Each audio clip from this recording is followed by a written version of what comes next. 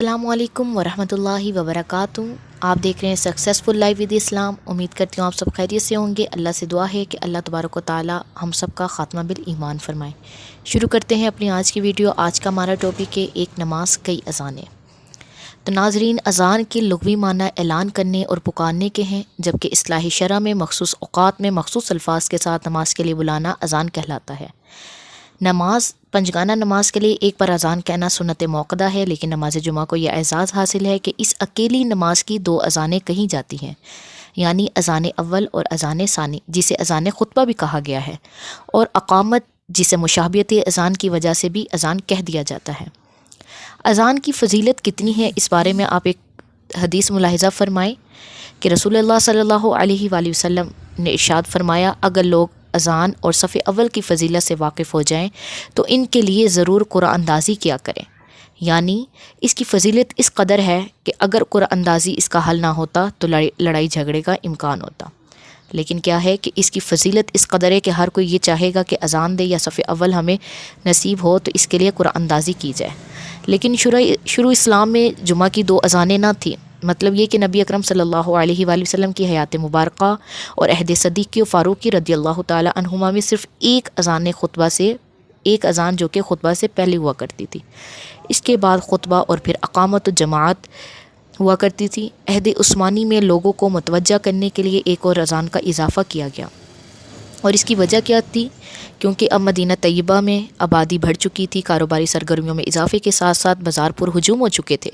نیز زمانے رسالت میں بڑھتے ہوئے فاصلے بھی انسانی تغافل کا سبب بن رہے تھے، اور نماز جمعہ جیسی عظیم اجتماعی عبادت جس کے ترک کو منافقت قرار دیا گیا ہے یا جس کے ترک کرنے کو منافقت کی نشانی کہا گیا ہے، اس بارے میں اضافہ اذان کا فیصلہ کیا گیا۔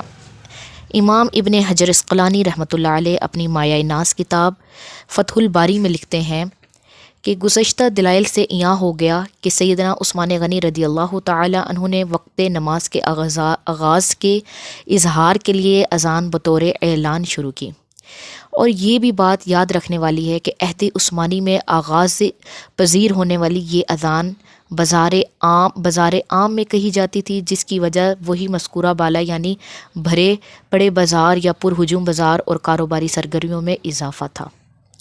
پھر عثمان رضی اللہ تعالی عنہ نے ایک اور اذان کا اضافہ کیا جو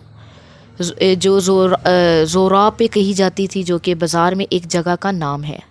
ہاں، وہ لوگ چاہتے اور اذان کی جگہ منادی و اعلان بھی شامل کر سکتے تھے، مگر انہوں نے ایسا نہیں کیا، شاید اس لیے کہ اذان کے الفاظ و جملے متعین ہیں اور اعلان میں ایسا نہیں ہوتا، اور شاید اس لیے بھی کہ اعلان تو کسی بھی زبان میں کیا جا سکتا ہے، جبکہ اذان مشرق سے مغرب تک عربی میں ہی رہے گی، لہٰذا اسلام کی اجتماعی وحدت کے لیے یہی مناسب تھا کہ اذان کو ہی بطور اعلان شامل کیا جائے۔ یقیناً اس باریک نقطے تک سوچنے والے لوگ شاگردان مصطفیٰ ہی ہو۔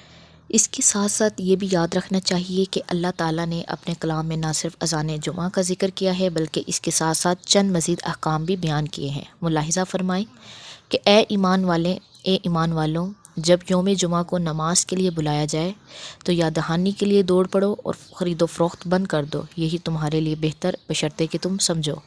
سورۃ الجمعہ آیت نمبر 9۔ جب نماز کے لیے پکارا جائے یعنی اذان کہی جائے، مگر کون سی اذان؟ بعض حضرات نے اس اذان سے اذان ثانی مراد لی ہے، مگر حقیقت یہ ہے کہ اس سے مراد اذان اول لینا ہے، اور یہی زیادہ مناسب ہے کیونکہ قرآن پاک میں مطلق بلائے جانے کا ذکر ہے، اور ظاہر ہے اس کا مصداق حقیقی اذان اول ہی ہو سکتی ہے، مظہری۔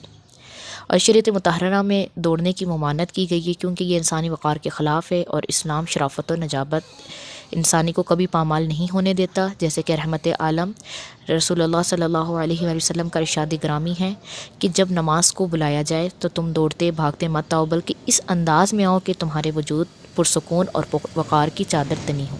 نیز اسی مفہوم کی ایک صریح حدیث امام شافعی رحمۃ اللہ علیہ نے خرید و فروخت بند کر دو، احتیاط یہ کہ وقت جمعہ یعنی کہ بعد زوال سے جس وقت تک جامع مسجد میں نماز نہ ہو جائے خرید و فروخت مکروہ تحریمی ہے۔ اذان اول جو منارہ پر دی جاتی ہے، اس پر تو اکثر علماء کا اتفاق ہے کہ اب خرید و فروخت مکروہ تحریمی ہے۔ فتاوی دیداریہ فتویٰ نمبر 74۔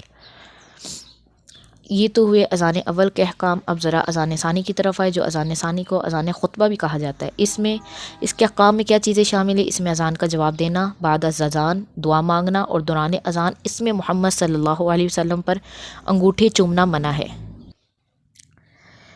در مختار باب الاذان میں ہے، اور خطیب کے سامنے دی جانے والی اذان یعنی اذان ثانی کا زبان سے جواب نہ دینا بہتر ہے۔ فتاوی رضویہ جلد نمبر 9 صفحہ نمبر 428۔ علماء کرام برسوں سے یہی کہتے چلے آ رہے کہ مسجد میں اذان مکروہ تحریمی ہے۔ پھر خاص طور پہ جمعہ کی اذان ثانی، جس کے بارے میں حدیث مبارکہ میں مذکور ہے کہ آپ صلی اللہ علیہ وسلم اور آپ کے دونوں خلفائے کرام یعنی ابو بکر و عمر رضی اللہ تعالیٰ عنہما کے مقدس ادوار میں اذان ثانی امام کے ممبر پر بیٹھ جانے کے عین اس کے سامنے دروازہ مسجد پہ کہی جاتی تھی۔ ابو داؤد وعن سائب بن یزید رضی اللہ تعالیٰ عنہ۔ جب بات اس حد تک واضح ہو تو پھر اس پر عمل نہ کرنا سوائے ضعف ایمان کے اور کیا کہلا سکتا ہے؟ امام اہل سنت الشاہ احمد رضا خان رحمۃ اللہ علیہ نے اندرون مسجد اذان کہنے کو اہل ہند کی بدعت قرار دیا، اور اس کے رد میں اوف اللمعہ فی اذان الجمعہ نامی رسالہ تصنیف فرمایا۔ باہر طور اذان کوئی بھی ہو وہ عبادت ہے، اور عبادت کا بناوٹ اور ریا سے پاک ہونا ضروری ہے۔